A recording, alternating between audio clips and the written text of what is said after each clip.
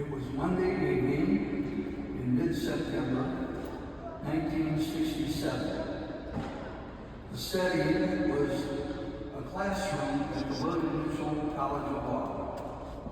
This was the first day of the entering class of future lawyers. At least they all hoped they would be. Most wore suits and ties, but I spotted one guy who dressed a bit differently. He was wearing bedroom slippers. Bedroom slippers. Now there's a guy, I thought, who does not take himself too seriously. I instantly liked him. That was Terry Sullivan. And that was the first day of our 57-year close friendship. We studied together in law school and socialized together very often throughout all the years after we graduated. As a result, I learned that inhabiting those bedroom slippers was a truly unpretentious gentleman of intelligence, compassion, warmth, and wit, and one other thing that I will get to in a moment. In creating Terry Sullivan, the good Lord created someone who would be universally loved. Mention Terry's name to anyone who knows him, and the predictable response will be, "Oh, I love that guy."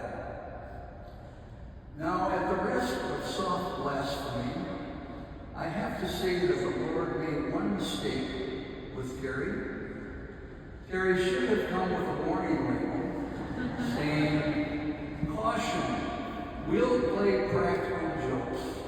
No person is immune." As Father Malone has already indicated, Terry was the consummate practical joker, always seeking opportunities to perform his art. I have to note, however, that he was never cruel. He never made a victim of anyone who might really be offended or hurt. All the rest of us were fair game. The limit of time in this holy venue prevent me from describing all of the Sullivanisms, but here's a sample. The tent.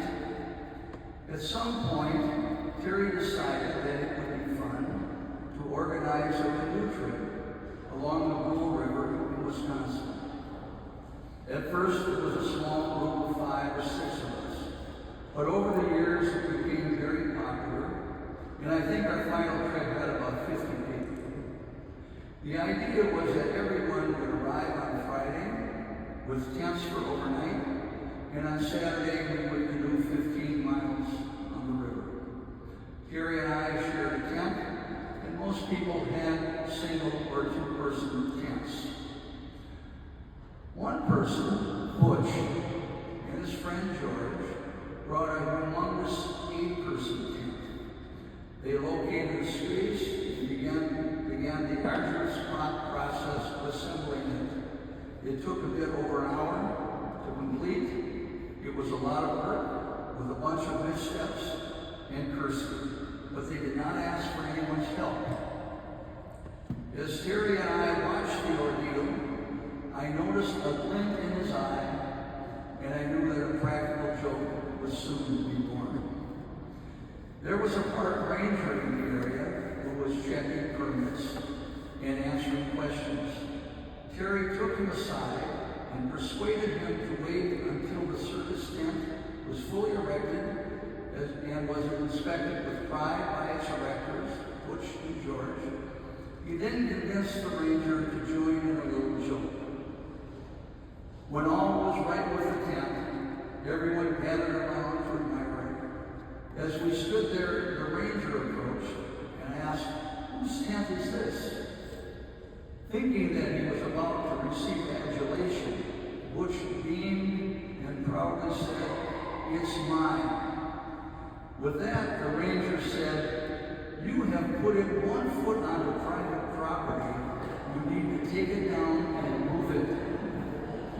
I wish you all could have ever seen the look on Butch's face. Despondency does not come close to capturing it. The ranger then walked away as Butch hung his head with his sympathy faded, of course. After allowing the tragedy to marinate for a few minutes, the ranger returned and exposed the Sullivanism, so the 8-person tent stayed up and housed 2 people. Restaurant introductions. I was a victim of a recurring Sullivanism that he liked to perpetrate in restaurants. He and I and our respective wives went to a Highland Park restaurant. The meals were good, and it was a nice evening. At the end, he stood up and asked me to stand up with him. Now, I was quite naive then, and I did so. He then called for the attention of everyone in the restaurant and patiently waited for everyone to quiet down and look our way. When all diners were staring at us, he loudly introduced me to the group and promised that I had something important to tell everyone. Then he quickly left. And I stood there with a crowded room of diners, waiting for something important from me. Of course, I had nothing important to say. In fact, I had nothing to say at all, and I could offer nothing except a deep red face.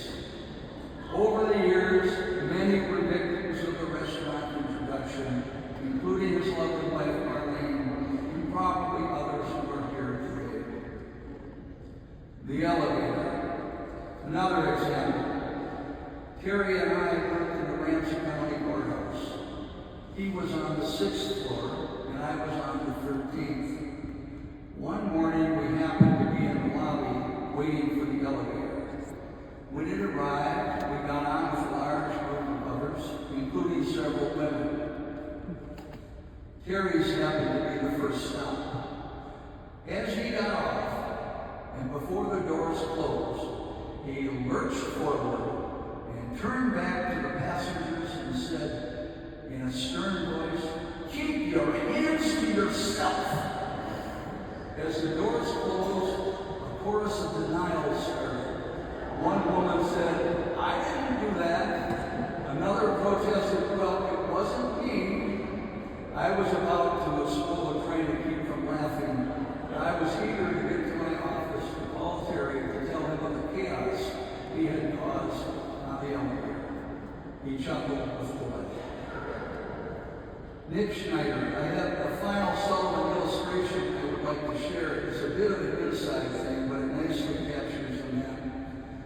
One of Terry's assignments with the city attorney's office was to represent the city on labor issues. In doing that job, he encountered a union representative named Nick Schneider. Nick was a gentleman, but he was known to mangle the English language.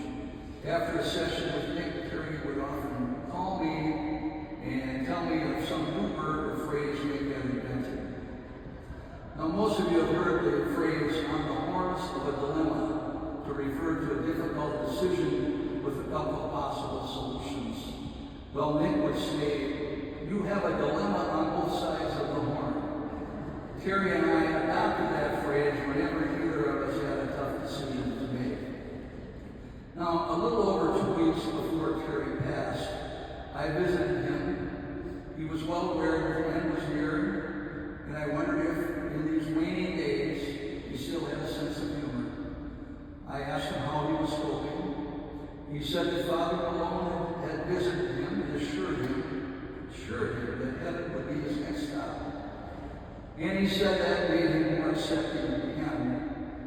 But he said it was hard to think of leaving his kids, grandkids, and great-grandkids. I listened, and he sensed my sadness. Then he said, "You know what I have?" I couldn't imagine what he was talking about. So he explained, "I have a dilemma on both sides of the horn." So the Sullivan sense of humor continued through his final days. And now, there's no doubt that as he settles into his new celestial home, Terry is already plotting jokes that he played on some unsuspecting angels. I wish we could all be witnesses. Terry's sense of humor brought a welcome lightness to our world. We have that still, but only in memory now, where it will continue to uplift us. So, Terrence Patrick Sully, you were our sunshine, our bright, bright sunshine. You made us laugh when days were gray. You probably never knew how much we all love you. It's so